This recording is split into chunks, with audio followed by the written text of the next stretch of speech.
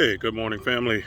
So I'm out on my walk again this morning, and wanted to talk about a question that I was asked in the comments of a video, one about reincarnation, and I had did a couple of little shorts on reincarnation, answering people's questions about that. And basically, the question is, this sounds good, but how can you prove any of this is true?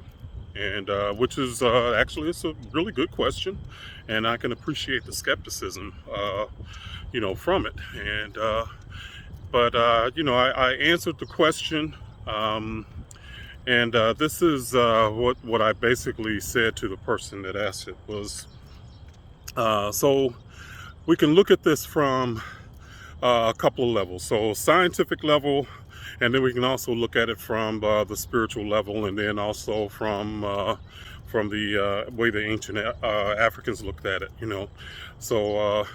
So basically, we got to consider that first, from the ancient perspective, nature is really the ancients' first teacher, and everything that is in nature has a pattern, and they recognize these patterns.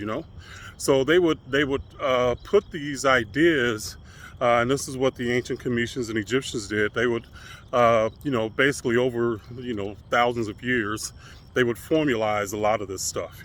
So the myths and stuff that we got passed down to us, about Atum and Horus or Heru, Osiris and Asar, Isis and dang, I can't remember Isis's other name right now, but anyway, so all of these are just basically their math in story form is really what this mythology is. And if you actually looked up the ancient term of muthoi, you'd find that these they actually means wise sayings, or they're basically math. Okay, so that's what's underpinning all of it. But as far as reincarnation is concerned, so in modern science, there is the first law of thermodynamics. Okay, and the first law of thermodynamics says that all energy is constant in the universe, and energy cannot be created or destroyed. So it can only change forms. So that means that basically anything in the universe on some level is eternal, that the energy doesn't go away, it only changes forms. And you can look at that on a personal level, you can look at that on a physical level, you can look at that on a earth science level. So all of this stuff, you can connect the dots back to these ideas. So the ideas are universal. All right. So again, going back to the idea that nature was the ancients' first teacher. And let's consider the idea that energy is never destroyed. Okay, it can never be destroyed, it only changes forms. Okay, in the wintertime, there might be a flower that dies. Okay, so we know that a flower dies. But in the springtime, a flower that looks a lot like it comes back.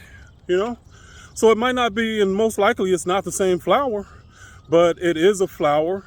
And obviously, if it's a flower that looks a lot like it, or same species and everything like that, then it's the same energy, same consciousness, blah, blah, blah. Okay? So that's one way to look at that.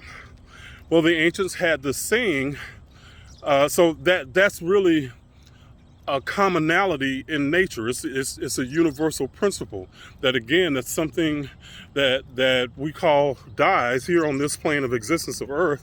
When it dies, it doesn't go away, it simply changes form. Okay, so the ancients would look at this phenomenon, and unlike our science, where we look at things we'll analyze things, meaning we'll take things apart, but a lot of times the parts don't fit into a whole. That's not how the ancients did things. Everything that they did on analysis, the analysis also fit into a whole. Okay, And when I say a whole, I mean into one thing. So analysis is when you take something apart, you break it apart, and you look at the parts. And then but it still should be able to fit together as a working whole. All right. And that's the way the ancients did any of their science, any of their medicine, all of that. Okay. So it all worked together as one. So looking at the flower analogy, that presents a universal principle, okay? Because a flower is not going to work any different than a tree on this universal level. A tree is not going to work any different than a human on this universal level, okay? In other words, there's just certain things that have to exist, or certain things that happen based on the laws of nature that are going to be constant. So even an atom, a cell in the body, okay, we have this happen every 7 years.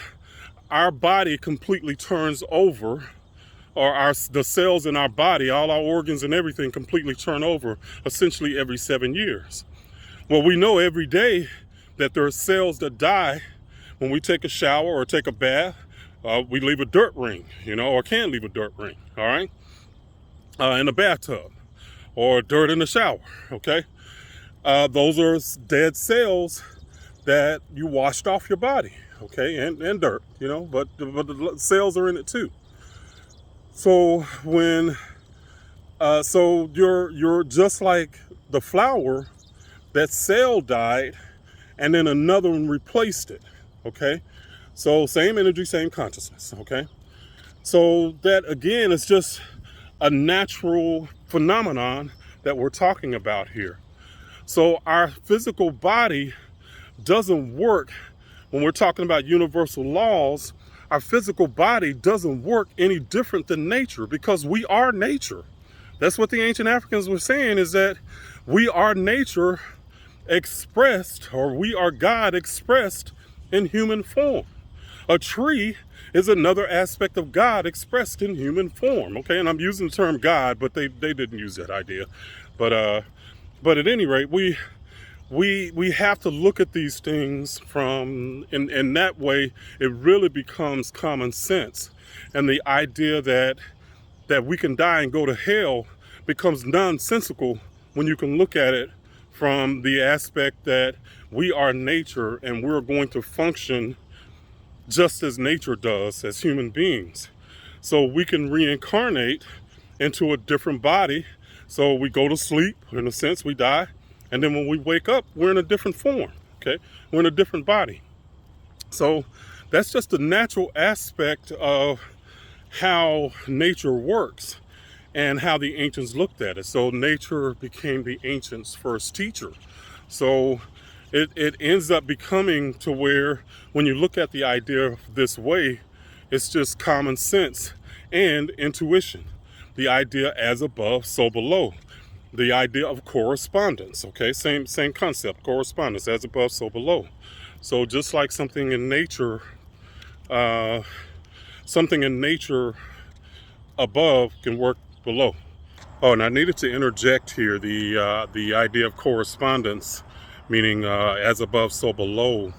The idea that there is a corresponding phenomenon to something that is in the physical, to that which is in the metaphysical. Or I should say, there's going to be a correspondence to the metaphysical, which is above, to that, and the idea is going to be represented in the physical as whatever it is, that whatever that phenomenon is. So in this sense, we are the soul. The soul is a metaphysical aspect, and we are a physical body, okay? So the soul is, we are the physical representation of a metaphysical phenomenon. And for the ancients, everything that is physical came out of a metaphysical phenomenon. So there's, again, that representation of there has to be a correspondence. That's another reason why the idea of burning in hell for eternity makes no sense, unless you're in Texas in the summer. All right, family. All right. Okay. So it's just a natural phenomenon, and you don't have to have a stretch of the imagination to believe that reincarnation can be possible when you understand just how a universal law works, or how nature functions. We are nature.